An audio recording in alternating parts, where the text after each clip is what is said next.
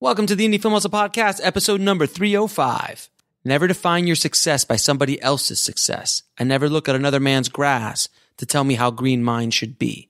Xzibit. Broadcasting from the back alley in Hollywood, it's the Indie Film Hustle Podcast, where we show you how to survive and thrive as an indie filmmaker in the jungles of the film biz. And here's your host, Alex Ferrari. Welcome to a special edition of the Indie Film Hustle Podcast. I am your humble host, Alex Ferrari. Today's show is sponsored by Black Box. Black Box is a new platform and community that is all about financial freedom for filmmakers like you. If you join Black Box, you will be transformed from being a worker to being a maker of your own content. And you'll be making steady passive income from the global market. Black Box currently allows you to upload your stock footage once, get it to many global agencies, and then allows you to share that passive income stream with your collaborators. Whether you want to submit old footage that's been sitting around in your hard drives or create brand new content, Black Box is for you. It's really quite revolutionary. With Black Box, filmmakers can concentrate on making great content while Black Box takes care of all the business BS. Just visit www.blackbox.global to find out more. And today's show is also sponsored by Indie Film Hustle TV, the world's first streaming service dedicated to filmmakers, screenwriters, and content creators. If you want access to filmmaking documentaries, feature films about filmmaking, interviews with some of the top screenwriters and filmmakers in Hollywood, as well as educational online courses all in one place, IFH TV is for you. Just head over to indiefilmhustle.tv. So many of you guys know that a few weeks ago, I had the pleasure of going to the Mammoth Film Festival up in Mammoth, California, where I got to meet some amazing people and interview a bunch of great industry professionals. And today is the first episode of those interviews. I have a handful, not too many, but today's guest is the legendary rapper Xzibit. Now, why is a rapper on a filmmaking podcast? Well, it's because Xzibit's not only worked with some of the biggest and best directors in the world, but he's also a director in his own right. And we're going to talk to him about his process, how he got his movie up and running, and how he likes to work with other directors. And I always like, anytime I have an actor on the show, I always like to pick their brain about what they're looking for when they're working with a director, how they work on set, what their process is, because it educates me how actors, these kind of high-performing actors, like to deal with directors, and it kind of helps me along with my process, so hopefully it will help you with yours. So it was a really amazing interview that I had with Xzibit, so without any further ado, please enjoy my conversation with Xzibit. Welcome, guys. I have the incomparable Xzibit here, man. Thank you so much for being here. Thanks for having me, man. Thank you, man. I appreciate it. Yes. So, first, we're going to talk about your movie, Broken Ground. Yes. But I want to talk a little bit about, we're going to start off with your acting experience, because you've been in front of that camera for a while. Yes. Not to mention your rap game, which I've been a huge fan of for a long time as well. Many transitions. You're multifaceted, sir. Yes. You're multifaceted. You got to put the slashes behind your name. You got to diversify. So as an actor, what do you look for in a director, like to help you with your process? Because filmmakers listening would love to know. Right. I always ask this question of actors because I want to know as a director, what do you look for? Right. Well, when I've worked with directors that I really like, they don't accept the note that I give them when I'm not. They know when you're telling the truth. They know when you're bringing authenticity in what you're saying and what you're believing in. So, in the performance. So, I've been pushed by certain directors, and that's when I feel like I'm bringing the best out of my performance. Nice. And so, because some directors, I've worked with many directors. Some of them are a little bit rougher. Right. Some of them are a little One, two takes. All right, moving on. Right, exactly. And other ones are like, so when you were a child. Mm-hmm. Yeah, exactly. They want to get to that. Yeah. But again, man, I've been in all kind of different productions, and the ones that I've been really pushed in, such as when I was working on Derailed with Jennifer Aniston and Clive Owen. That was really a dope experience. And also working with The Rock on Gridiron Gang. That must have been hell. That was really good. Those were productions. And when you worked with Curtis Hanson. Yes. On 8 Mile. Yes, Curtis Hanson, 8 Mile. These guys really know what they want to see at the end of the day. And they know they can see the film in their head, and And when you see it and you know the pieces, when you have the pieces, that's when it's time to move on. That's what I appreciate. So then, as an actor now turned director, Yes. now the shoe is on the other foot. Yes. How was that transition for you, man? Like, how did you? Well, first of all, why did you say I want to do this? Okay, well, I mean, it's a couple different reasons because I love to tell stories, and I love to be able to tell stories from my genre, from my community, not being put and cast in different roles with people's idea of what my community is. Sure. And so, with the experience that I've had, the time that I've had on the cameras, being on the crew, sitting, in the village and looking at what makes them say good take or bad take. And it's very minute, some of the differences, but if you pay attention, you can see the difference. And so, it was time for me to, come into this storytelling, position. Yeah. Yes. A position the way I felt like it, and I was an opportunity to work with someone that I knew very well, and I knew the story, and I knew that he couldn't not tell me the truth. I knew when he was bullshitting and when he wasn't, and so it was time for me to take that experience and bet on myself. So that's kind of how I got into this whole thing. So as a director, what was the biggest lesson you learned going through this process as a director the first time? That nothing goes the way you think it's going to go. What? You mean it's not all like lined up? You mean at 9 o'clock that first shot doesn't go off? No. Exactly? Nothing goes the way you think it's going to go, and you have to be able to improvise and to compromise. Yeah, compromise. There's a lot of compromise. Exactly. But at the end of the day, I had a great team. I had a great production team with me, and they saw the vision, and everybody worked really hard to do it. It's my first production. I financed, produced, wrote, directed. That's awesome, the whole thing. Yeah. So tell me about the movie. It's called Broken. Well, it's a process to it. You got to follow me. So, okay, talk. The artist James Savage came to me and asked if I could help him with his music. So I could do that in my sleep. Sure. And then we created this amazing album. And then when we were done with it, I was like, wow, this is amazing. Nobody's going to give a fuck. You know what I'm saying? Nobody gives a shit. Yeah. In today's world. Right. Yeah. The way that we digest our entertainment, the way that it's dispersed, the way it's distributed is totally different. So I wanted to kind of come up with an idea that kind of fit and brought it up to date. And so I was like, okay, so we have to do visuals to this. And then that turned into a whole nother thing. And then it just turned into this hour-long film that we had, right? And so then I was like, okay, well, I need to take part of his real life, which is kind of a documentary element to the film. Mm-hmm. And then we had scripted parts, and then the music serves as narrative for the film as well. So it was like this mashup of things that kind of came together and created this new thing, right?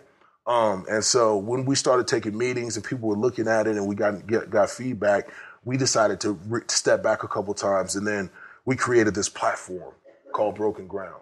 And now it's an episodic series, right? Nice. So we broke the film down into 4 episodes, and it's really easy to digest. It's really, really, it captures your attention, and it doesn't let go. You're anxious to get to the next one, and that's a feeling that we didn't have when we had it in a full length. Yeah, right. And so, man, it's about redemption. It's about people changing their lives. It's about people being accountable. And really, man, it tells his story. It tells James' story. He was a prominent rapper, signed to Def Jam, and he disappeared. And so this kind of picks up that story and kind of it erases that question mark. And then what happened? Right, and then it not only tells that story, but it also reintroduces him as James Savage.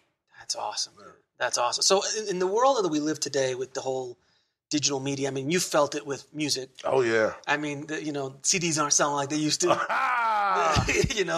Records are coming back though. Yeah, records are coming back. Yeah. I was there. Not to cut you off, but I was really there in the office when the digital guys came through and said, "This is going to be the future." We're going to, downloads and streaming. It was like, CDs are selling for $16, $18 a pop. Get the fuck out of my office. Exactly.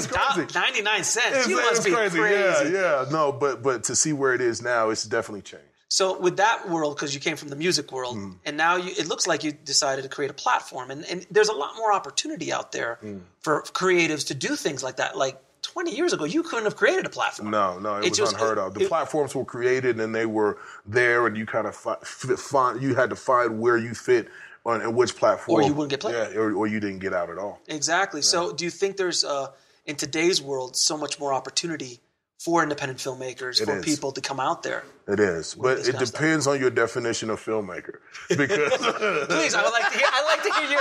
Yes, it's loose. It's loose. Right. We have got Kubrick. Right. Exactly. We got Kubrick over here. Yeah. We got somebody else over here. You look at, okay, let's just take it back to something I really understand, which is music.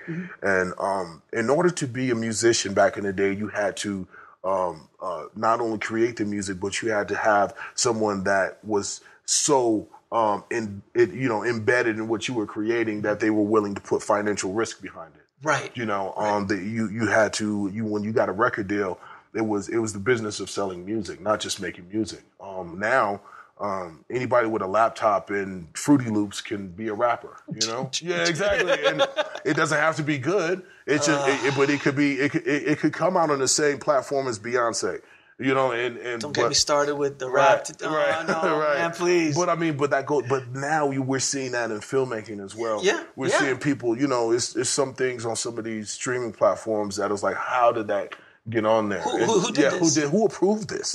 You know what I'm saying? But that's the thing, you don't need approval. Right, exactly. And so now people are just taking their chances, and I think that, the freedom that we have now as filmmakers and as artists allows us to get out there to the masses without the middleman, but at the same time we are kind of bombarded with a lot of fluff around it, and so if you have to really be specific in what you're looking for.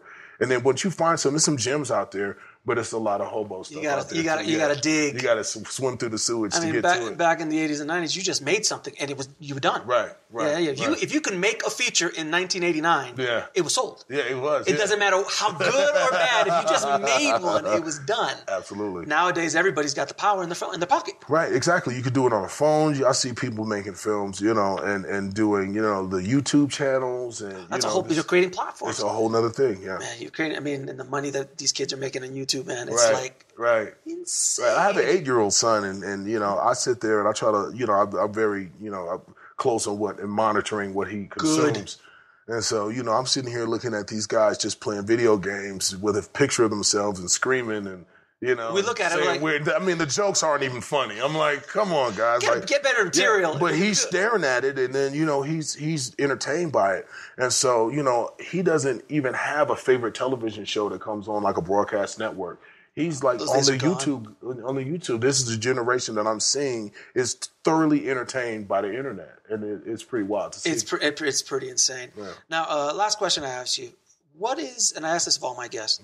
What is the lesson that took you the longest to learn, whether in the film business, music business, or in life? The longest, the lesson it took me the longest to learn: believe in yourself. Amen. Believe in yourself, because it's all here. Yeah, because you let people get in your head and tell you that you can't do something or that you can't, be what you are, aspiring to be. And if you listen long enough, then you'll start moving accordingly. But, once you say that I don't care what anybody says, I'm going to do it. And if I fail, that's okay. At least I tried. You eventually get there. I got more W's than I got L's that way. Now, when you were coming up though, like what was that moment for you? Because you had to struggle, you had to come up, you had to get, you were trying to be a rapper. Yeah. There's a couple of them out there. Yeah. And you were coming up. So like at what moment did you say, I can do this and I'm not going to let anyone stop me? What was that thing? Because there was a block. There had to be a block that you crashed through. Right. No, but see, I've had a really tough childhood, and so I was on my own at a very young age. I was on my own at like 14, 15 years old. And so, I didn't have anything to go back to. So I never had a plan B. Plan A has to work.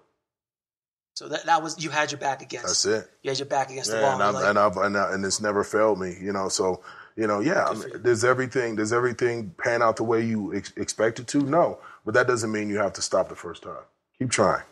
Amen. Preach, brother. Preach. Preach it. Man, it is a pleasure having you on the show, man. I appreciate it. Thank you, guys. See you guys soon. Peace. I want to thank Xzibit for coming by and talking to the tribe and sharing his experiences in the business. Thank you so, so much, Xzibit. If you want to check out his film or anything else we talked about in this episode, please go to our show notes at indiefilmhustle.com/305. And on a side note, guys, I interviewed him at the Mammoth Film Festival, and I cannot tell you how much I love and recommend the Mammoth Film Festival. It is such a great, great festival. It is in its second year, but man, are they making some noise. It is, I've been to a lot of film festivals in my day. And this is probably one of my favorite top 5 film festivals I've ever been to. It's kind of like a mini Sundance up there in the Mammoth Lakes, and it's great. So if you're thinking of submitting to film festivals, this is a good festival to submit to. It's well worth it. And if you get to go up there and get it selected, my God, it is going to be one hell of a ride for you. That I can promise you. And guys, if you haven't already, please head over to Amazon to pick up my new book, Shooting for the Mob, based on the inspirationally incredible true story. Just go to indiefilmhustle.com/mob and it'll take you directly to Amazon. It is one hell of an adventure and a must-read for any filmmaker. Trust me on that. And that is the end of another episode of the Indie Film Hustle podcast. As always, keep that hustle going. Keep that dream alive. And I'll talk to you soon. Thanks for listening to the Indie Film Hustle podcast at indiefilmhustle.com. That's INDIEFILMHUSTLE.com.